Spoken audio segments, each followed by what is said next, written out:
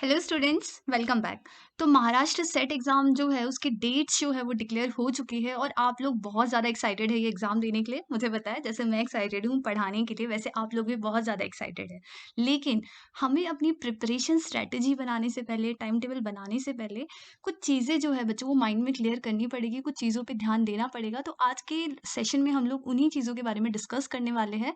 तो चलिए स्टार्ट करते हैं। लेकिन बच्चों, टॉपिक स्टार्ट करने से पहले, आज का सेशन स्टार्ट करने से पहले मैं रिक्वेस्ट करती हूँ कि अगर आप लोग हमारे चैनल पे नए हैं तो please please please like share और सब्सक्राइब ज़रूर करें। तो चलिए स्टार्ट करते हैं और देखते हैं कि आज के सेशन में हम लोग कौन से टॉपिक जो है वो कवर करने वाले हैं।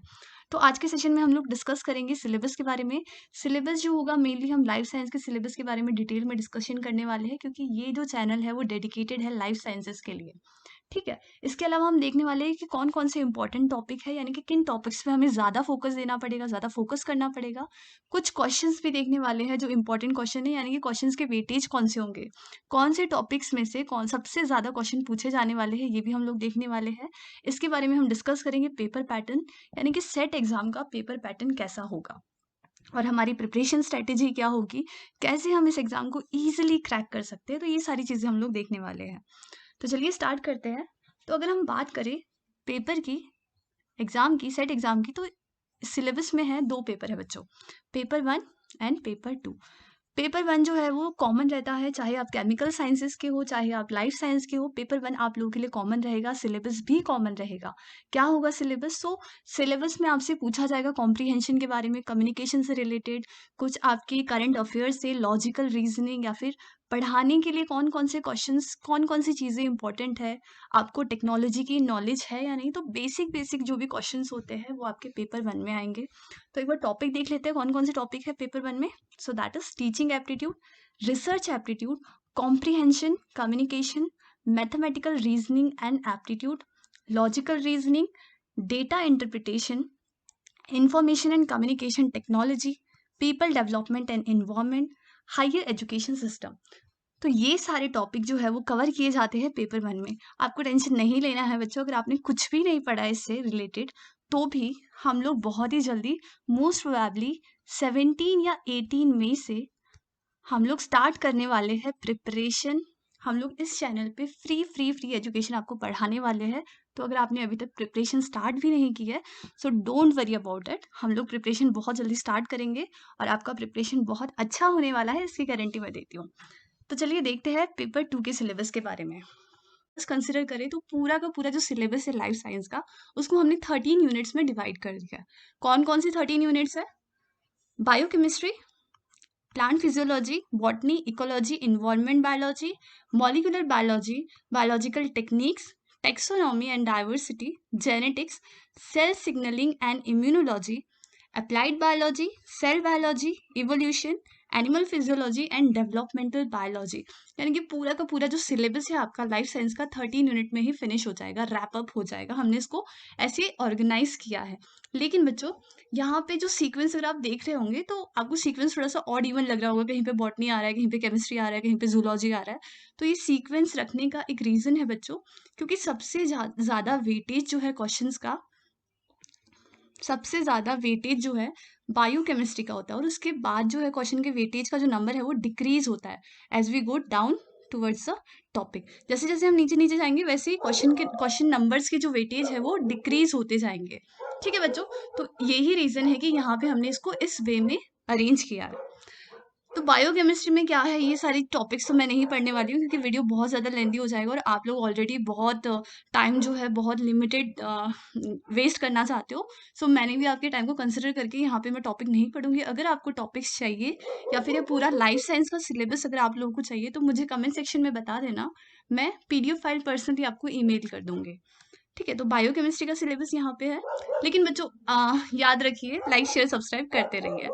Biochemistry, botany and physiology, ecology and environmental biology, यहाँ पे एल लिखना भूल गई मैं शायद।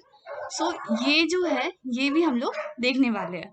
इसके अलावा मॉलिक्यूलर बायोलॉजी, बायोटेक्निक्स में कौन कौन सी टेक्निक्स आने वाली है, टेक्सोनोमी एंड डाइवर्सिटी, जेनेटिक्स के बारे में हम लोग डिस्कस करने वाले हैं, cell signalling and immunology. Sequence जो है बच्चों, उसी सीक्वेंस में जाने की कोशिश करेंगे हम लोग जब हम पढ़ाएंगे, जब हम पढ़ाई शुरू करेंगे। Applied biology, cell biology, evolution, animal physiology, developmental biology. तो ये सारे जो है, ये सारे आपके 13 यूनिट है जिसके अंदर हमने सारा जो लाइफ साइंस का जो सिलेबस है वो रैप अप किया है, कवर अप किया है। तो ये 13 टॉपिक जो है बच्चों फॉर श्योर आपको पढ़ने ही होंगे। तो ये 13 टॉपिक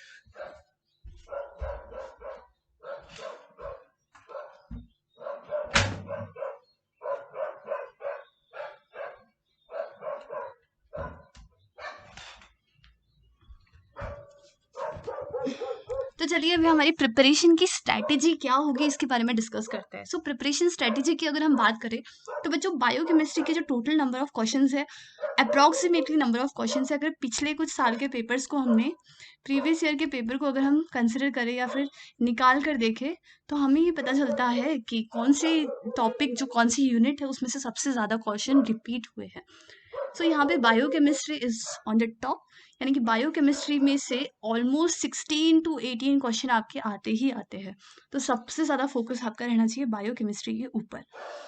बायोकेमिस्ट्री के बाद है प्लांट फिजियोलॉजी एंड बॉटनी, जिससे 14 to 18 क्वेश्चंस आते हैं। इकोलॉजी एंड एनवायरमेंटल बायोलॉजी से आपके ऑलमोस्ट 10 to 12 क्वेश्चंस जो है आते ही आते हैं। दीज आर अप्रॉक्सीमेट नंबर बच्चों, क्वेश्चन जो है, क्वेश्चंस का नंबर या तो 9 भी हो सकता है या तो 13 भी हो सकता है, तो ये अप्रॉक्सीमेट वैल्यू है। मॉलिक्यूलर बायोलॉजी के जो क्वेश्चंस है वो 8 to 12 क्वेश्चन आते ही है। बायोलॉजिकल टेक्निक्स की अगर हम बात करें तो 10 से 12 क्वेश्चन यहाँ से आते हैं आपके। टेक्सोनॉमी एंड डाइवर्सिटी में आपके आते हैं 10 से 12 क्वेश्चन। जेनेटिक्स में आते हैं आपके 10 से 12 क्वेश्चन। सेल सिग्नलिंग से आते हैं आपके 8 से 11 क्वेश्चन आते ही है। अप्लाइड बायोलॉजी की अगर हम बात करें तो 8 से 9 क्वेश्चन अप्लाइड बायोलॉजी इस यूनिट से आते ही है आपको। सेल बायोलॉजी से आपको आएंगे 5 to 8 क्वेश्चन। इवोल्यूशन से आते हैं आपको 5 to 7 questions and animal physiology से आते हैं आपको 3 to 5 question. And developmental biology so है, इसको एज कम्पेयर टू बाकी यूनिट थोड़ा सा कम प्रेफरेंस है, लेकिन इग्नोर नहीं करना है बच्चों। अगर आपको अच्छे मार्क्स से महाराष्ट्र सेट की एग्जाम क्रैक करनी है तो सारे टॉपिक्स को इक्वली इंपॉर्टेंस देनी होगी। तो यहाँ पे आपको आएंगे 2 to 4 क्वेश्चन। सो बच्चों आपकी स्ट्रैटेजी क्या होनी चाहिए, पहले उसके बारे में बात कर लेते हैं। तो अगर आपकी प्रिपरेशन हो चुकी है, सब कुछ हो चुका है, रिवीजन हो चुका है, सिर्फ आप एग्जाम का वेट कर रहे हैं, तो मैं आपसे रिक्वेस्ट करूंगी कि आपको क्या करना है बच्चों, आपको सबसे ज़्यादा जो है प्रेफरेंस देनी है, सबसे ज़्यादा आपको प्रेफरेंस देनी है जो इनिशियल के जो टॉपिक है ना, जहाँ पे आपको सबसे ज़्यादा क्वेश्चन पूछे जाते हैं, इन टॉपिक्स को आपको सबसे ज़्यादा प्रेफरेंस देनी है। यानी कि इस टॉपिक को इतना मजबूत बना लीजिए, इतना ज़्यादा ग्रैब कर लीजिए, इतना ज़्यादा पढ़ लीजिए कि कहीं से भी रात को अगर आपको 2 बजे उठा के कोई क्वेश्चन पूछ भी रहा है ना, तो भी आप उसका सही जवाब दो। मतलब इन टॉपिक्स को आपको इतना मजबूत करना है, इतना स्ट्रॉन्ग करना है। तो मेन फोकस आपका रहना चाहिए इन स्टार्टिंग के कुछ टॉपिक्स के ऊपर। अगर इन टॉपिक्स को आप अच्छे से पढ़ लेते हो तो आपके अच्छे मार्क्स आने की गारंटी है। लेकिन आपको अगर और ज़्यादा अच्छे मार्क्सों से महाराष्ट्र सेट को क्रैक करना है तो पूरे टॉपिक्स को ही आपको क्या करना पड़ेगा बच्चों, प्रेफरेंस देनी पड़ेगी, अच्छे से पढ़ना पड़ेगा। लेकिन अगर आपका ऑलरेडी प्रिपरेशन हो चुका है, रिवीजन हो चुका है, तो उसके बाद फिर भी आपको पढ़ना है तो इन टॉपिक्स पे ज़्यादा फोकस करिए। तो चलिए थोड़ा सा एग्जाम पेपर पैटर्न के बारे में बात कर लेते हैं। स्कीम क्या है एग्जाम की, कितने मार्क्स का क्वेश्चन होता है, इसके बारे में डिस्कस कर लेते हैं। सो बेसिकली आपके जो पेपर है बच्चों, आपके 2 पेपर होंगे, ठीक है, पेपर 1 एंड पेपर 2।